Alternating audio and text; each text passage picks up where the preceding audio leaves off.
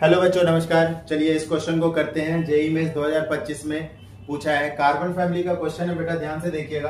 Carbon family में हमारे पास है कहे सीता जी, सुनाओ प्रभु, ये सारे एलिमेंट है। कार्बन, सिलिकॉन, जर्मेनियम, टीन और लेड। कहता है कि ए और B have the first ionisation energy. देखो 708 और 715, इससे ये आइडिया लग रहा है कि वैल्यू बहुत कम है। और यहाँ पर एक चीज हिंट दे भी दिया कि भाई ये अपने अपने पीरियड में लोवेस्ट वैल्यू है। अगर हम किसी ग्रुप में बात करें, लोवेस्ट वैल्यू कहां पर होगा? देखो, अगर डाउन द ग्रुप में आपने पढ़ा होगा आयनेशन एनर्जी डिक्रीज करती है, मतलब लोवेस्ट अगर इस क्वेश्चन में बोला गया है तो लोवेस्ट में कौन है? टिन है और लेड है।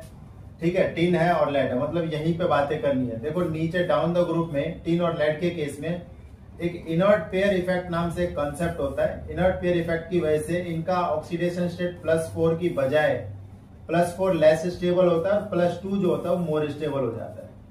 ठीक है, तो अब जरा चर्चा करते हैं कि जैसे A2+ है और B4+ है, तो अगर कंपेयर किया जाए कि दोनों में से स्टेबल कौन है, तो स्टेबल तो ये है।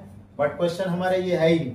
कह रहे हैं कि ऑक्सीडाइजिंग नेचर का है कि रिड्यूसिंग नेचर का है। तो ध्यान से देखो, अगर मैं यहां पर बात करूं कि यार ये 2 इलेक्ट्रॉन लेके न्यूट्रल होना चाहेगा, एकदम सही बात है। एलिमेंट क्योंकि कटायन है ना, इलेक्ट्रॉन तो गेन करना ही चाहेगा। क्या यहाँ पर भी इलेक्ट्रॉन गेन होना चाहेगा? हाँ, यहाँ पर भी गेन होना चाहेगा क्योंकि +2 मोर स्टेबल है। तो 2 इलेक्ट्रॉन गेन करके ये जो है B2+ में जाएंगे, मतलब दोनों ही रिड्यूस होने की टेंडेंसी रखते हैं और दोनों ही ऑक्सीडाइजिंग एजेंट है। तो इसका मतलब both oxidising is the correct answer. Thank you.